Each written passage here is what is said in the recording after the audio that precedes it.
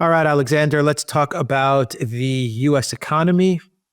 Maybe you can also talk about Trump's plans for the U.S. economy, tariffs. I think that's obvious now that Trump is talking more and more about tariffs. This definitely looks like it's part of his big picture plan for the U.S. economy. And we're starting to see how Trump is going to use tariffs to also get policy through. For example, what happened with Colombia the other day, and the deportation of Colombians back to Colombia that were in the United States, and Colombia denied the planes to land at Colombia, and Trump used tariffs to get Colombia to agree. Anyway, just it shows that he is relying or will rely a lot on tariffs for the U.S. economy, or the tariff threat, in order to push through whatever policy he wants to get done. What are your thoughts on the U.S. economy and tariffs? I think before we talk about tariffs, which is an important story actually, I think a few things need to be said about the economy, the Biden economy that Trump has inherited, because we have this constant narrative, which is still being plugged, that the U.S. economy under Joe Biden did incredibly well, that it's booming, that it's got an economic growth rate, multiple times faster than anyone else's, that the U.S. economy is doing really, really, really well. And of course, that, if it really true, would beg the question of why, in that case, change something that is working so wonderfully. The thing to say straight away is that the U.S. economy is performing well by comparison with the European economy, which is performing disastrously. But because you are doing better than an economy that is doing disastrously, it doesn't actually mean that your economy is doing that well. The story of the Biden administration is absolutely out of control spending. Dr. Rasmus has calculated $3.6 trillion of stimulus spending through the entire period of Biden's rule. And almost $1 trillion a year in stimulus spending, which has produced growth that is no better than its historic average. I mean, so you did a huge surge in deficits. You've seen a huge surge in GDP to debt to GDP ratio. So, the US has now got well above 100% debt to GDP.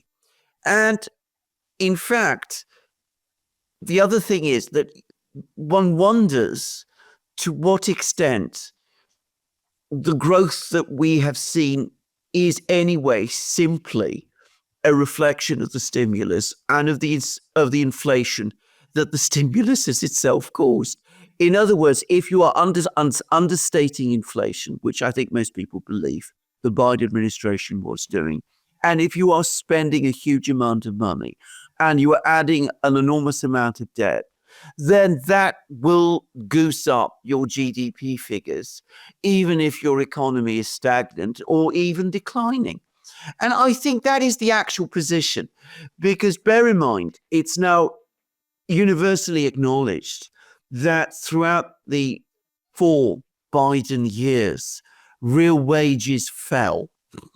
And it makes absolutely no sense, to me at least, to argue that the economy can have been growing in the way that people say if real wages were falling. People don't become poorer in a successful, prospering economy.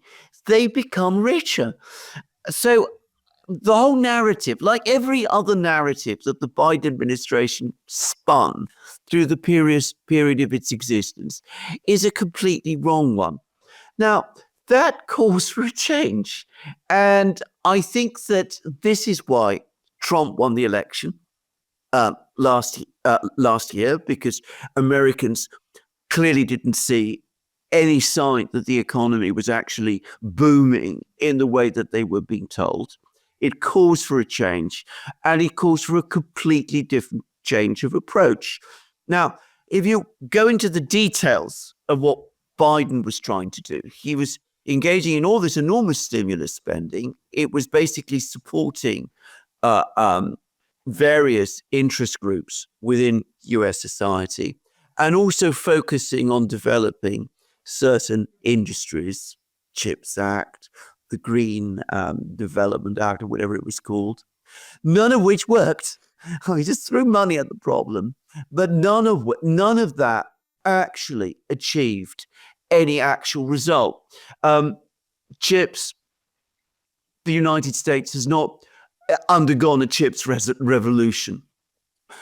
With green technologies, the Chinese have, if anything, extended their lead there. So what Trump is doing is he says he's drawing a line through all of that. He said this isn't working. The stimulus spending is absurd. He's going to do something completely different. He's going to return to the economic models of the past, the American system, as it used to be called, whereby you have a completely free, open economy within the United States. You let business and industry sort out their own problems. You do carry out some infrastructure spending. You focus on important things like AI, for example.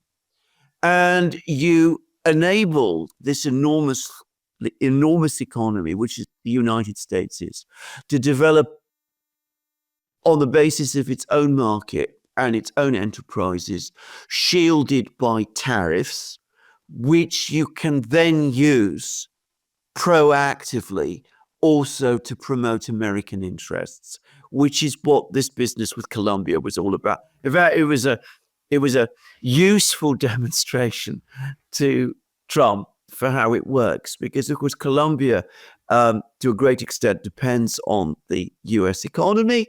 They were trying to push back on the repatriation of migrants. The Biden administration, any other administration, would have caved instantly when the Colombians started to reject the planes. Along comes Donald Trump.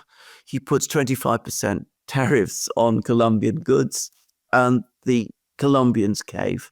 So he's just demonstrated again how, used against certain countries within America's evolving economic sphere, this policy can be made to work. Again, if you go back to American economic policies before the Second World War, this event with Colombia would not have seemed so unusual. The key word that you said is certain countries. Certain countries. It can't work against everybody. Yeah. It can't work against, it can't work against China, it can't against Russia, but it can work against countries that form part, if you like, of the greater American economic space. If I can use it use that kind of word.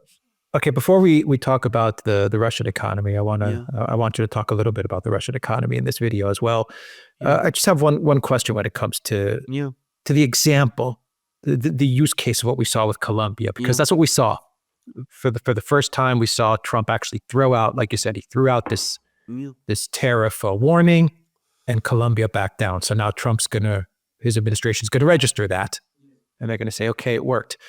What are countries in the U.S.'s sphere of influence? The countries that aren't the big powers. Yes. China, Russia, obviously they're not in the U.S.'s sphere of influence.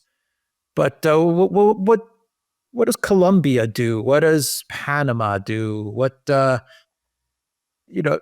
Canada is a big country.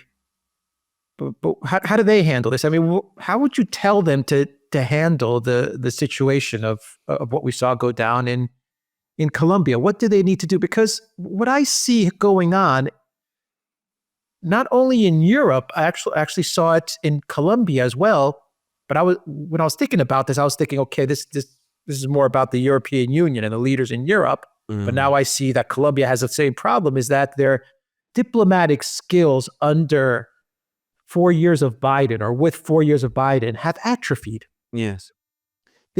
You see a lot of world leaders now, small countries, bigger countries, not at the level of India or China or Russia, but they're leaders. They don't know how to engage with the big country in the neighborhood, or when any type of problems come up with that big country that they were so aligned with in their minds. They thought that we're friends, we're buddies, we're in this together. Well, that's not the case. No. They're realizing that's not the case. No. Biden misled you, obviously, and now you're dealing with a new administration that sees things differently. But it looks like their skill set when it comes to diplomacy and engaging with other countries, especially the hegemon in your neighborhood, it is not there. One cannot underestimate the effect that this is going to have in Latin America. Bear in mind that Latin America has had this long, very complicated history with the United States, which has often been seen as, the overwhelming, overpowering hegemon that has dominated Latin America. And it's fair to say that until the 1980s, the Americans controlled Latin America very tightly. I mean, this continued well into the Reagan years, as I very well remember. I mean, a few places, Cuba managed to escape. Brazil was always a bit difficult to control completely because it was so big. So the Americans basically ran things in Brazil through the 60s and early 70s. Mexico, always a particularly complicated relationship with Mexico as well. But overall, the Americans were very much in control of events in Latin America right up until the 1980s. Then the Cold War ended. America began to think less of spheres of influence and started to embrace globalism. It began to lose control.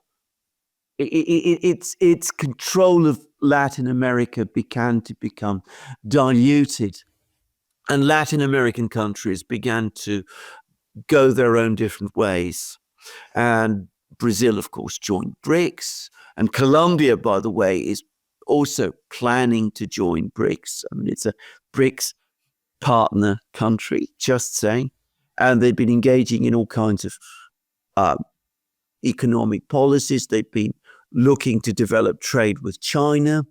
And now suddenly the Americans come back and they say, look, we've scrapped this whole idea of globalization. We're coming back. We're reestablishing our sphere of influence. And yes, you're going to be within it.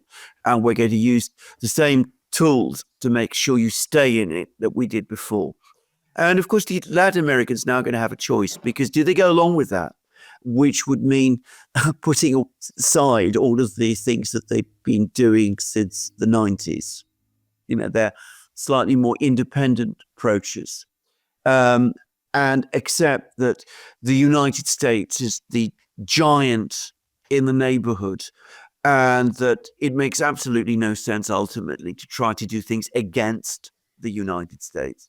Or do they, on the contrary, say to themselves, well, because the Americans are coming back, and in the way that they're coming back, we need to work harder to try to forge these new relationships with the other powers, China especially perhaps, because they can provide us with some degree of economic protection from what the Americans are doing.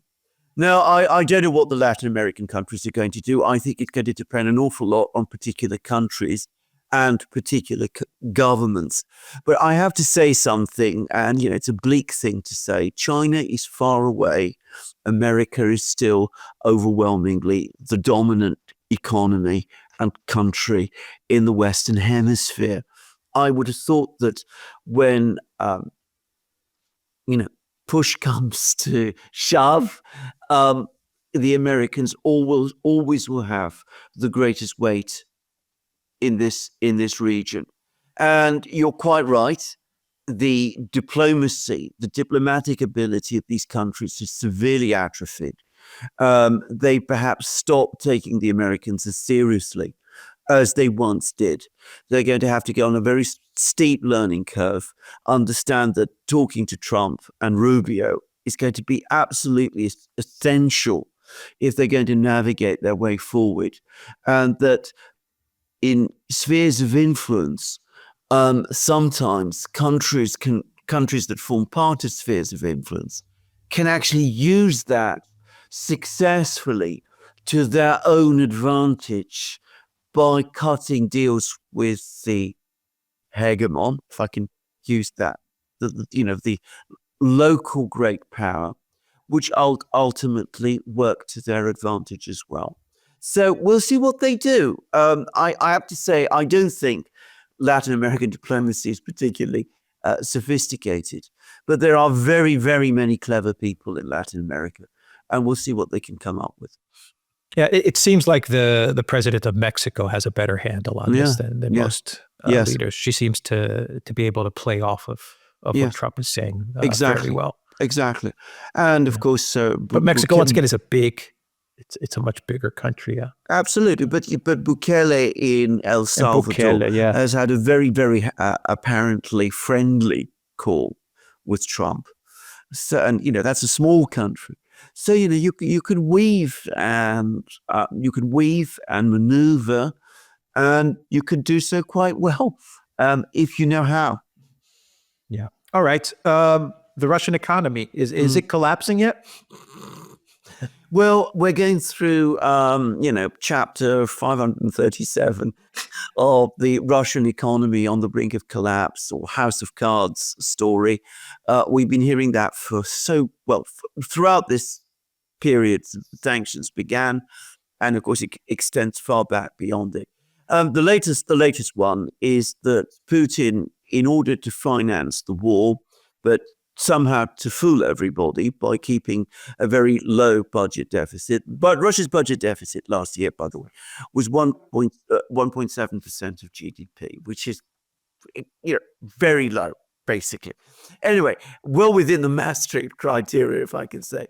And Putin supposedly is financing the war by strong-arming Russia's banks to grant cheap loans to the Russian military-industrial complex. Debt growth, therefore, has been out of control. This is going to lead to a financial crisis in Russia at some point, which will bring the entire economy collapsing like a house of cards, probably into hyperinflation as well. Now, there have been articles about this. It all originated with some research done by an American economist who I believe had previously worked for Morgan Stanley, Craig Kennedy. And it's also been picked up by Martin Sandbu in the Financial Times, and you see it in all sorts of other places. There is absolutely no reality to this claim.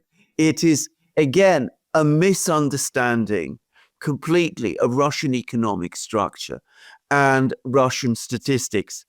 Briefly, what we saw in Russia starting from the summer of 2023 was a huge investment boom. Now, this is not an investment boom which is focused on the military-industrial complex, which is funded overwhelmingly from the state budget. People who try and claim otherwise are simply wrong. This is an investment boom which has affected mostly, if overwhelmingly, the civilian economy, including mortgage lending, but also industry spending, which has been made possible by two things. Firstly, high demand because of increased wages, increases in real wages, which has to some extent been a product of the war, but also space opening right across the economy as a result of sanctions, which has meant that imports from the West have fallen, which means that Russian corporates are now aggressively looking for ways to use up the space created by the disappearance of Western competitors to try to develop their own products and to take them to the Russian market. So they have been borrowing to carry out investment. Now, that has in turn created a measure of overheating because the industrial part of the manufacturing part of the economy has been growing so fast that it's coming up against supply bottlenecks, labor, materials, machinery, that kind of thing. And that has been putting pressure on prices. So the central bank and the Russian government have been doing the diametric opposite of what Craig Kennedy and Martin Sandu and people like that say. They have been trying to reduce bank lending and lower credit growth in order to take the investment boom off the boil so as to bring down inflation, end overheating, and move the economy back towards a more balanced growth position. So far from banks being coerced to lend money to the military industrial complex, what is on the contrary happening is that the government is trying to slow down loans, the granting of loans to civilian industry, to reduce, generation of loans in order to try, in fact, to slow the investment boom, slow the economy in order to bring inflation down. And the latest data suggests that it is succeeding and succeeding very well. By the way, the latest data shows something else, which perhaps is quite revealing, which is that in 2024, energy receipts had fallen to 28% of the federal budget. Now, they'd always been about 25% of the total Russian consolidated budget, which includes the federal budget, but also the budget of all of the regions. But if you're talking about specifically the federal budget had historically depended for about half its funding on oil and gas receipts. It's now fallen to 28%. This is a product of two things. Firstly, the fact that the Russian economy has been growing so fast that tax receipts from the civilian economy have been growing and are replacing, if you like, oil and gas receipts as part of the budget. But also, Russia carried out a big tax reform about a year ago, which means that taxes have become more balanced in Russia. And the result is that more of the economy is now being taxed than had previously been the case. And that is showing in the budget figures. Not only are we not heading for a financial crisis, we see an economy that is on very, very solid financial ground, and which is becoming, in some respects, more typical of an economy, of a developed economy, which is what it actually is. It's starting to resemble increasingly in its tax structures and its overall structures I'm going to say, US economy as it was, say, 40, 50, 60 years ago. Yeah, I wonder why the collective West media can't see this. Well, why they because keep on there's- going on and on about the Russian economy collapse. Well, I was going to ask you, just Yeah. a side note, I was going to ask you as you were explaining the Russian economy, but my next question was going to be, well, what if Putin really is juicing the books? But you're saying this is not happening. No, it's not just happening. not happening. I mean, if I can say so, why can't they admit it? Why can't- we can't think of it. First of all, you're absolutely right in making the point that governments all over the world do juice the books. And I'm not saying that the Russians never do. I don't get the sense that they do it very much, though, because, again, bear in mind, the Russians have the Soviet experience behind them and the 1990s experience behind them. So they are afraid of doing those sort of things because when they did them before, they lost control of the economy because they lost understanding of where the economy was heading. And I think that Putin himself has a particular aversion to doing things like that. But anyway, that's the first thing to say. Why in the West can they not understand this?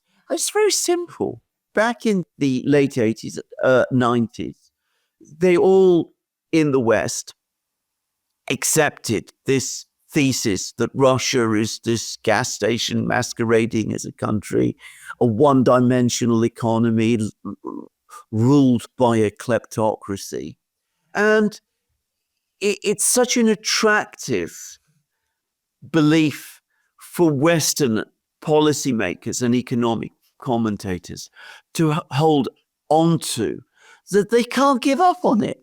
They continue to act and pretend as if it is how it actually is, when of course in reality it is not.